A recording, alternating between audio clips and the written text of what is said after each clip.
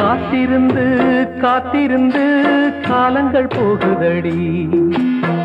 காத்திருந்து காத்திருந்து காலங்கள் போயிட்டே இருக்கு. ஆனா ஆல்காயின்ஸ் பம்ப் ஆன மாதிரி தெரியல.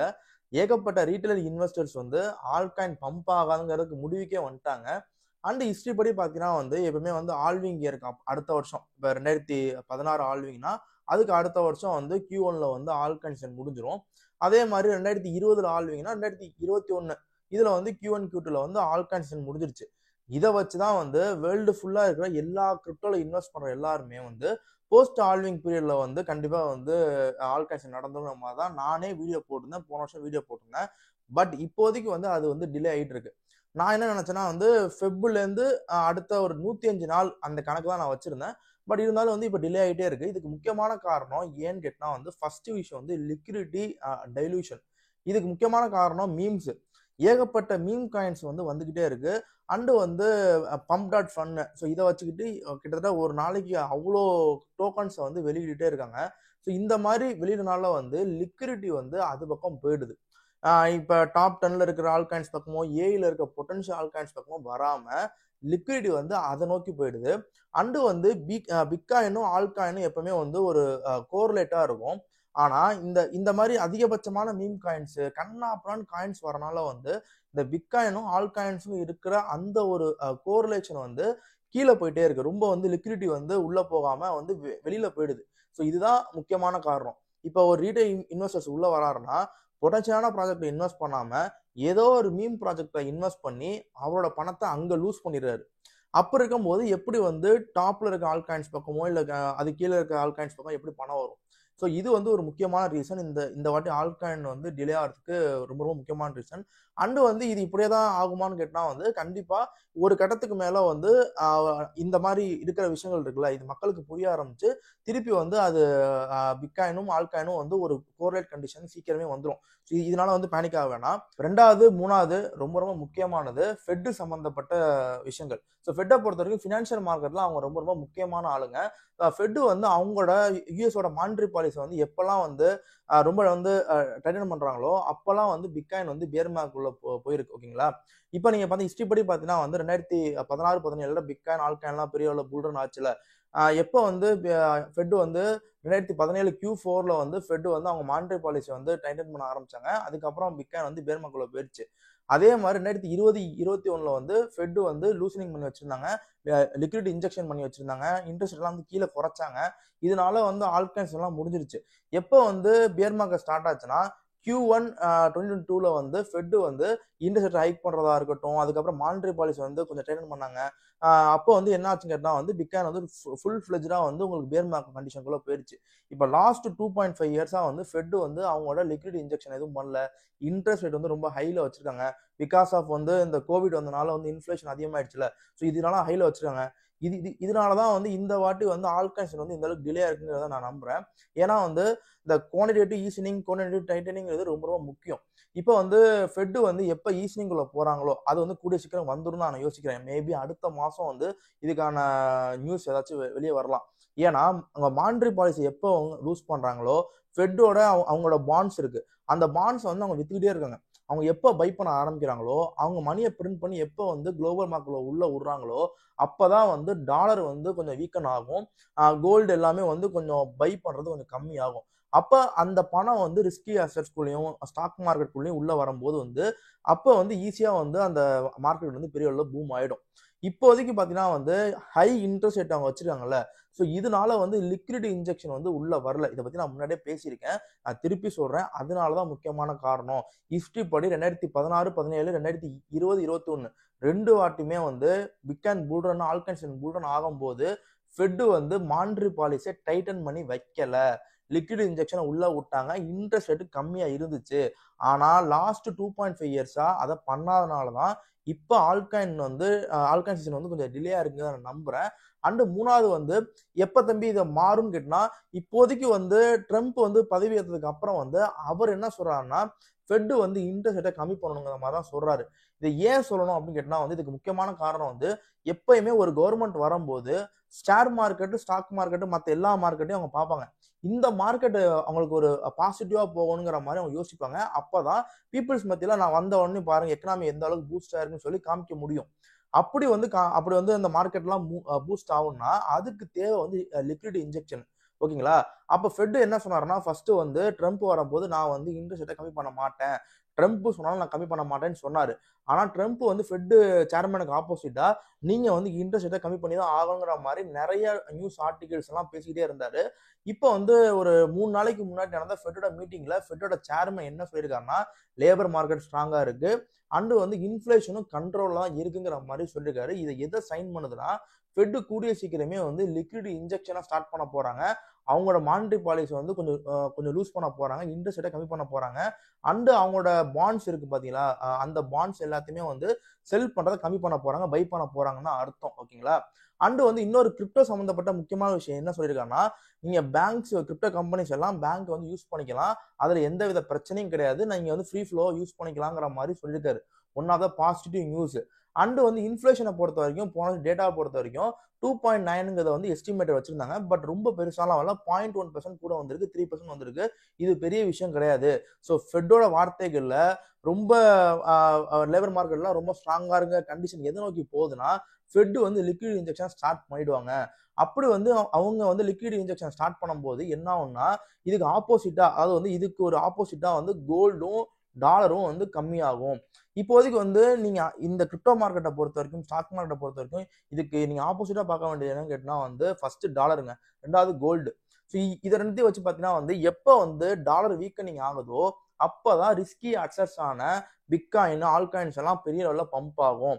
கோல்டு வந்து எப்பயுமே வந்து கம்மி ஆகாது. 5% தான் இது வரைக்கும் கம்மி ஆயிருக்கு. பட் அது வந்து ரொம்ப பம்ப் ஆகிட்டே போகாம அது ஒரு அக்குமேட்டிக் மார்க்கெட்ல போகும். ஸோ இப்போ இது ரெண்டுமே பார்த்தீங்கன்னா வந்து ஃபுல்லா புல்லிஷ் டோன்ல தான் இருந்துச்சு. கோல்டும் சரி, டாலரும் சரி, இப்போ புல்லிஷ் டோன்ல தான் இருக்கு. அது எப்போ வந்து உங்களுக்கு நெகட்டிவா வீக்கனா மாறும்னா, எப்போ வந்து ஃபெட் வந்து அவங்களோட மணி பிரிண்டிங்கை ஸ்டார்ட் பண்ணி அவங்க வந்து மானிட்டரி பாலிசி எப்போ லூஸ் பண்றாங்களோ அப்பதான் டாலரும் கோல்டும் வந்து கொஞ்சம் வீக்கனிங் ஆகும். அது ரெண்டும் வீக்கனிங் ஆகாம உங்களுக்கு வந்து பிட்காயினும் ஏறாது, ஆல்காயின்ஸும் ஏறாது. ஓகேங்களா? ஸோ இதை தெளிவா புரிஞ்சுக்கோங்க. இதுக்கான ப்ராக்ரஸா நம்ம எடுத்துக்கிட்டு தான் இருக்கு. இதை நம்ம பார்த்து தான் ஆகும். இது வந்து மார்ச் மாசம் ஆயிருமான்னு கேட்டா அது எனக்கு ஷோரா தெரியல. பட் ஓவராலா எல்லா ஆர்டிகல்ஸையும் பார்த்த வரைக்கும் மார்ச் மாசம் ஆகுங்கிற மாதிரி தான் சொல்றாங்க. பிகாஸ் ஆஃப் வந்து இதுக்கு முன்னாடி இருக்கிற யூரோப்பியன் யூனியன் எல்லாருமே வந்து அவங்க மானிட்டரி பாலிசி வந்து லூஸ் பண்ண ஆரம்பிச்சிட்டாங்க. அவங்க லிக்விட் இன்ஜெக்ஷனை ஆல்ரெடி ஸ்டார்ட் பண்ணிட்டாங்க. சைனா ஸ்டார்ட் பண்ணிடுச்சு, எல்லாரும் ஸ்டார்ட் பண்ணனால மேபி என்னைய பொறுத்த வரைக்கும் மார்ச் மாசம் வந்து அதுக்கான நியூஸ் வரலாம். வந்துச்சுன்னா அது வந்து மார்க்கெட்டுக்கு வந்து ஒரு பெரிய லெவல்ல ஒரு பூஸ்டிங்கா இருக்கும். பட் டக்குன்னு நடந்துடாது. நீங்க நினைக்கிற மாதிரி அவர் சொன்ன அடுத்த நிமிஷம் அந்த மாதிரி நடக்காது. பட் இருந்தாலும் அதுக்கான ப்ராக்ரஸ்ங்கிறது, அதுக்கான லாங் டேர்ம் அப்படிங்கிறது வந்து ரொம்ப சூப்பரா நடக்கும். அடுத்த வருஷம் அடுத்த மாசம் 18, 19ங்கிறது ஃபெட்டோட மீட்டிங்கு. அதை கொஞ்சம் செக் அவுட் பண்ணி பாருங்க. 4th ட்ரம்ப் வந்திருக்காருல்ல, இதனால ப்ரோ கிரிப்டோல வந்து எந்த அளவுக்கு சேஞ்ச் ஆயிருக்குன்னு பாருங்க. ஃபர்ஸ்ட் வந்து எஸ்இசி போன மாசம் வரைக்கும் கேரி கன்ஸ் இருந்தாரு. அவர் கிரிப்டோ ஆன்டி கிரிப்டோ ஒர்க் பண்ணிட்டு இருந்தாரு. பட் இப்போ வந்து பால் ஆட்கின்ஸ் வந்து வந்தவொடனே வந்து SAB 121 வந்து ரிமூவ் பண்ணாரு. டிஃபை ஆக்சிஸ் வந்து கொண்டு வந்தாரு. முக்கியமா வந்து இங்க இருக்க ஆல்காயின்ஸ் வந்து செக்யூரிட்டியா இல்ல கமாடிட்டியாங்கிற பஞ்சாயத்து வந்து தீரும். இந்த மாதிரி பல விஷயங்கள் வந்து ரொம்ப ரொம்ப டார்க்கரா இருந்துச்சு. பட் இப்போ வந்து அதுக்கான சால்விங் வந்து போயிட்டு இருக்கு. ரெண்டாவது வந்து CFTC. ஸோ அதுக்கும் வந்து இங்க இருக்கிற ஏஜென்ட்ல இருக்கிற ஒரு மிகப்பெரிய சேர்மேனை வந்து அதுக்கு சேர்மனா ட்ரம்ப் வந்து பதவி ஏற்றிருக்காரு. அவங்களும் கிரிப்டோ சம்பந்தப்பட்ட ப்ரோ கிரிப்டோல இருக்காங்க. ஓகேங்களா? மூணாவது வந்து டிஜிட்டல் அசெட் கமிட்டிக்கு வந்து ஹெட்டா வந்து செனட் லூமிஸ்ங்கிற போட்டுருக்காங்க. அவங்க தான் வந்து பிட்காயினோட ஸ்ட்ராட்டஜிக் பில்லை கொண்டு வந்திருக்காங்க. அந்த பில்லு வந்து உங்களுக்கு பெர்ஃபார்ம் ஆச்சுன்னா இந்த டோட்டல் எக்கோசிஸ்டம் இருக்குல்ல, இந்த பிட்காயினோட இப்போ இருக்கிற மார்க்கெட் கண்டிஷன்லாம் டோட்டலா சேஞ்ச் ஆயிடும். பிகாஸ் ஆஃப் 200 பில்லியன் ஒரு நாட்டோட ரிசர்வா பிட்காயினை வாங்கி வைக்க போறாங்க. அது கோல்டுக்கு ஈக்குவலா. கோல்டை பொறுத்த வரைக்கும் இப்போ வந்து ஒரு 700 பில்லியன் அமெரிக்கால இருக்குன்னா கிட்ட 200 பில்லியன் வந்து அடுத்த 5 வருஷத்துல பிட்காயினை வந்து அவங்க பை பண்ண போறாங்க.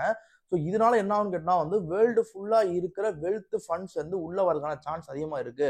இப்ப பாத்தீங்கன்னா வந்து உங்களுக்கு துபாயா இருக்கட்டும், இந்த மாதிரி இருக்கிற ரிசர்வ் ஃபண்ட்ஸ் எல்லாமே வந்து பிட்காயின்குள்ள வரலாம். அப்படி நீங்க வந்து கணக்கு பண்ணி பாத்தீங்கன்னா கொஞ்ச நாளைக்கு முன்னாடி வந்து மைக்கேல் ஃபேரர் இருக்காருல்ல, ஸோ அவர் வந்து ஒரு விஷயம் சொன்னாரு. கிட்டத்தட்ட வந்து வேர்ல்டு ஃபுல்லா 450 to 500 ட்ரில்லியன் பிசினஸ் அசெட்ஸ் இருக்கு. இதுல வந்து ஒரு 2% உள்ள வந்தா நீங்க யோசிச்சு பாருங்க. வேர்ல்டு ஃபுல்லா இருக்கிற ஃபண்ட் கிட்டத்தட்ட வந்து 500 ட்ரில்லியன். ஓகேங்களா? இந்த 500 ட்ரில்லியன்ல வெறும் 2.5% வந்து பிட்காயின்குள்ள வந்தாலே பிட்காயின் இப்ப இருக்கிற பிரைஸ்ல இருந்து கிட்டத்தட்ட $1.5 மில்லியன் வந்து போறதுக்கான சான்ஸ் அதிகமா இருக்கு. நான் திருப்பி திருப்பி சொல்றேன், பிட்காயின் மார்க்கெட்டுங்கிறது ரொம்ப ரொம்ப பெருசு. இது இப்பதான் ஸ்டார்டிங்கே ஆயிருக்கு. இந்த பிட்காயின் ரிசர்வ், இந்த ஸ்ட்ராட்டஜிக் ரிசர்வ் வந்து அப்ரூவ் ஆகும் பட்சத்துல ஒன்றும் பிரச்சனை இல்லாம அது அப்ரூவ் ஆச்சுனால் கண்டிப்பா அதோட பூமுங்கிறது பல நாட்கள் அது இருக்கும். அதோட ஃபண்ட்ஸ் உள்ள வரும். அண்ட் இந்த டோட்டல் எக்கோசிஸ்டமே சேஞ்ச் ஆயிடும். ஃபர்ஸ்ட் வந்து பிட்காயின் வந்து கோல்டை ஃபர்ஸ்ட் வந்து ரீப்ளேஸ் பண்ணும். அதுக்கப்புறம் ஏன்னா பிட்காயின் வந்து கோல்டை மட்டும் ரீப்ளேஸ் பண்ணாது, அண்ட் பிசிக்கல் ஃபார்மா இல்லாம இது டெக்னிக்கல் ஃபார்மா இருக்கனால வந்து இது வந்து டெக்னாலஜிக்கலாகவும் பல விதங்கள்ல இது வந்து யூஸ் பண்ணப்படும். ஸோ பிட்காயின் மார்க்கெட்டை பொறுத்தவரைக்கும் இது ரொம்ப ரொம்ப நம்ம வந்து முன்கூட்டி தான் இருக்கும். ஸோ பயப்படாதீங்க. அண்ட் பிட்காயின் மார்க்குள்ளே இவ்வளவு பணம் உள்ள வரப்ப அந்த பணம் கண்டிப்பா ஆல்காயின்ஸ்குள்ளேயும் தான் வரும். ஸோ அதான் நான் சொல்ல வரேன். ஏன்னா நீங்க யோசிச்சு பாருங்களேன், இப்ப பாக்குறீங்க பிட்காயின் பார்த்த வரைக்கும் அவ்வளவு பெரிய ப்ராஃபிட்டபிள் பிசினஸ் 5x கொடுக்கும், 6x கொடுக்கும், ஓகேங்களா? ஆனா அது கீழே இருக்க ஆல்காயின்ஸ்லாம் 10x கொடுக்குதுன்னா இங்க இருக்கிற பெரிய பெரிய இன்ஸ்டிடியூஷன் இன்வெஸ்டர்ஸ் வந்து அதை விட்டுட்டு போவாங்களா? கண்டிப்பா அதுக்குள்ளேயும் வருவாங்க, அவங்க ப்ராஃபிட் எடுப்பாங்க. சரி, ஓகே. இப்போ ரீட்டைல் இன்வெஸ்டர்ஸோட ஒரே பயம் கேட்டா வந்து ஆல்காயின்ஸ் பம்ப் ஆகுமா, நான் இன்வெஸ்ட் பண்ணி வச்சிருக்கேனே, என் பணத்தெல்லாம் போட்டு வச்சிருக்கேனே, அவ்வளவுதான் வேஸ்டா அப்படின்னு கேட்டா வந்து இப்போதைக்கு நீங்க பாருங்க வந்து வேர்ல்டு ஃபுல்லா இருக்கிற பெரிய பெரிய அஃபீஷியல்ஸ் எல்லாம் உள்ள வர ஆரம்பிச்சிட்டாங்க. துபாயோட கிங் உள்ள வராரு. அந்த ட்ரம்ப் வந்து மீம் காயின் உள்ள வர்றாங்க. ட்ரம்போட பையன் வந்து சூய பை பண்ணுங்கிறான். அண்ட் இங்க இருக்கிற பெரிய பெரிய அஃபீஷியல்ஸ் எல்லாருமே பிளாக் ராக் ஆகட்டும், எல்லாருமே வந்து எத்திரியத்தை பை பண்றாங்க, பிட்காயினை பை பண்றாங்க. ட்ரம்போட கம்பெனி வேர்ல்டு லிபர்ட்டி ஃபண்ட் இருக்குல்ல, அவங்க வந்து ஆண்டு காயினையும் அண்ட் வந்து எத்திரியத்தையும் பை பண்றாங்க. இது எல்லாமே எதை நோக்கி போகுதுன்னு கேட்டா வந்து பிட்காயின் அந்த கிரிப்டோ மார்க்கெட்ல ஒவ்வொரு சிஸ்டத்தை நோக்கி அந்த இது போகுது. ஓகேங்களா? இதனால வந்து இன்ஸ்டிடியூஷன் வந்து அவ்வளவு சீக்கிரமா இவ்வளவு பெரிய ப்ராஃபிட்டபிள் பிசினஸ் விட்டுட்டு வெளியே போக மாட்டாங்க. ஓகேங்களா? நீங்க வந்து பயந்து ஆனா அவங்க பண்ற முக்கியமான பிளான் என்னன்னு கேட்டா வந்து அவங்க கிட்ட லிக்விடிட்டி கிடையாது, உங்ககிட்ட இருந்தா கிராப் பண்ணணும். உங்ககிட்ட இருந்து மட்டும்தான் நீங்க செல் பண்ணா மட்டும் தான் அதை அவங்க பை பண்ண முடியும். அப்போ உங்களை டோட்டலா வந்து உங்களை வந்து ரெக்ரெட் பண்ணி உங்களை வந்து மன உளைச்சலுக்கு உள்ளாக்கி சைக்கலாஜிக்கலா உங்களை டவுன் பண்ணி உங்ககிட்ட இருக்க ஆல்காயின்ஸை வந்து புடுங்க பார்ப்பாங்க. ஆனா நீங்க அதை வித்துட்டு வெளியே போறீங்க அப்படிங்கிற பட்சத்துல நான் விற்க மாட்டேன். நீங்க அதை வித்துட்டு வெளியே போறீங்கன்னா அது உங்க விஷயம், அது உங்க தப்பு, அதான் நான் சொல்ல முடியும். ஆனா நீங்க எல்லாம் என்ன கேக்குறீங்கன்னா, இப்போதைக்கு வந்து ஆல்காயின்ஸ் வந்து டவுன் ஆக போனா நீங்க முன்னாடியே சொல்லிடு, நான் எல்லா ஆல்காயின்ஸையும் வித்துட்டு நான் திருப்பி அது கீழே போனோம் நான் வாங்கிக்கிறேங்கிற மாதிரி சொல்றீங்க. பட் அப்படி ஆகாதுங்க.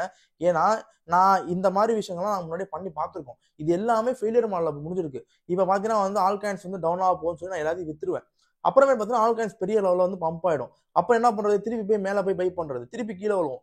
இந்த மாதிரி கண்டிஷன் நீங்க போய் மாத்துருவீங்க. கரெக்டான ஷார்ட்டா ஒரு ஆல்காயினை இந்த இந்த பிரைஸ் ரேஞ்சில் பை பண்ணணும். நான் பை பண்ணதுக்கு அப்புறம் அந்த ஆல்காயின் குறையாதுங்கிறத சொல்லவே முடியாது, அது எவனாலும் சொல்ல முடியாது. ஓகேங்களா? அப்படி யாராவது சொல்றவங்க இருந்தா சொல்லுங்க, நானே வந்து ஃபாலோ பண்ணிக்கிறேன். ஓகேங்களா? நான் திருப்பி சொல்றேன், அப்படி சொல்ல முடியாது. நீங்க வந்து டிசிஏ பண்ணி தான் ஆகணும். அண்ட் இதுக்கான சைக்கலாஜிக்கல் அஃபெக்டை நீங்க ஏத்துக்கிட்டு தான் ஆகணும். அதை நம்ம ஏத்துக்காம நம்மளால வந்து இதை வந்து மூவ் ஆன் ஆயிட முடியாது. இதை நம்ம ஏத்துக்கிட்டு தான் ஆகணும். இதை ஏத்துக்கிட்டு உள்ள இருங்க, அதான் வந்து பெஸ்ட்னு நான் சொல்லுவேன். அண்ட் முக்கியமான விஷயம் வந்து இப்போதைக்கு வந்து 2017 எல்லா காயினும் பம்ப் ஆகும். ஆனா போன புல்ரனை பொறுத்த வரைக்கும் வந்து ஸ்ட்ராங்கான லேயர் 2 லேயர் 1ங்கிற அந்த ஸ்ட்ராங்கான நரேட்டிவ்ஸ் தான் பம்ப் ஆச்சு. இப்பயும் வந்து ஸ்ட்ராங்கான ஒரு இதுன்னு கேட்டா ஏஇ, அப்புறம் மீமு, அதுக்கப்புறம் வந்து ஆர்டபிள்யூஏ, அதுக்கப்புறம் கேமிங். ஸோ இந்த ஸ்ட்ராங்கான 4 நரேட்டிவ்ல தான் எல்லா மார்க்கெட்டும் பம்ப் ஆகும். நீங்க ஏதோ ஒரு காயினை நீங்க வாங்கி வச்சிருந்தீங்கன்னா அது வந்து பெரிய லெவலில் பம்ப் கொடுக்குமான்னு எனக்கு தெரியல. அண்ட் முக்கியமான 3 ரீசனை பொறுத்த வரைக்கும் வந்து ஃபர்ஸ்ட் வந்து ஃபெட்டோட மீட்டிங். இப்போ லாஸ்ட் வீக் நடந்த ஃபெட்டோட மீட்டிங்கை பொறுத்த வரைக்கும் வந்து கிரிப்டோக்கு வந்து பாசிட்டிவா முடிஞ்சிருக்கு. ரெண்டாவது வந்து உங்களுக்கு எஃப்டிஎக்ஸ் எக்ஸ்சேஞ்ச் இருக்குல்ல, ஸோ அதோட டிஸ்ட்ரிபியூஷன் நடக்க போகுது. மூணாவது விஷயம் வந்து ETF, XRP ETF, Sol ETF இதெல்லாம் வரப்போகுது. அண்டு வந்து பெரிய பெரிய காயின்ஸ் இருக்கிற ஃபவுண்டர்ஸ் எல்லாமே வந்து இப்போ ட்ரம்ப் கவர்மெண்ட்குள்ள உள்ள போறாங்க. அவங்க வந்து ஹெட்டா இருக்க போறாங்க. இதனால என்னைய பொறுத்த வரைக்கும் இனிமேல் தான் ஆட்டம் வந்து சூடு பிடிக்க போகுது. நீங்க வந்து பேனிக் ஆகாம இருங்க. அண்டு வந்து உங்களோட அந்த பெர்ஃபெக்ட்னஸை வந்து கிரிப்டோல காமிக்காதீங்க. கிரிப்டோக்கு வந்து ரூலே கிடையாது, ஒன்லி ஃபார் எக்ஸெப்ஷன் தான். ஓகேங்களா? இதுல வந்து இது புது டேட்டா. இப்போ இந்த மாதிரி கியூட்டில இருந்துச்சுன்னா கிரிப்டோ பம்ப் ஆகாதுங்கிறது புது டேட்டா. ஏன்னா இது சைல்டு தான்.